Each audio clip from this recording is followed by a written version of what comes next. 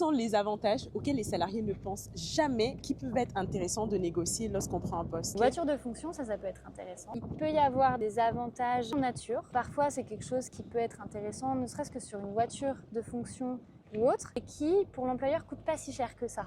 Parce qu'il peut déduire du salaire et pour le salarié, ça peut être très avantageux niveau fiscal. Et ça peut être hyper intéressant de dire à l'employeur, ok, le salaire, il est un tout petit peu bas. Par contre, moi, j'aimerais négocier un bonus sur objectif. Ça peut faire monter quand même le salaire annuel pas mal. Et c'est tout bénef pour l'employeur parce que ça veut dire qu'il aura un salarié motivé. Une chose à demander aussi, c'est est-ce qu'il y a un CSE pour savoir s'il y a des activités ou des choses comme ça qui sont organisées par l'entreprise en termes de bénéfices. La formation aussi? Et après, oui, de demander est-ce que l'entreprise, en interne, alloue bien les 1% de la masse salariale à la formation et quelles sont-elles? Et ça, c'est plus un conseil, bien vérifier les niveaux de couverture de mutuelle, les avantages comme les tickets restaurants, les cantines d'entreprise, les paniers repas. C'est toujours intéressant de se renseigner.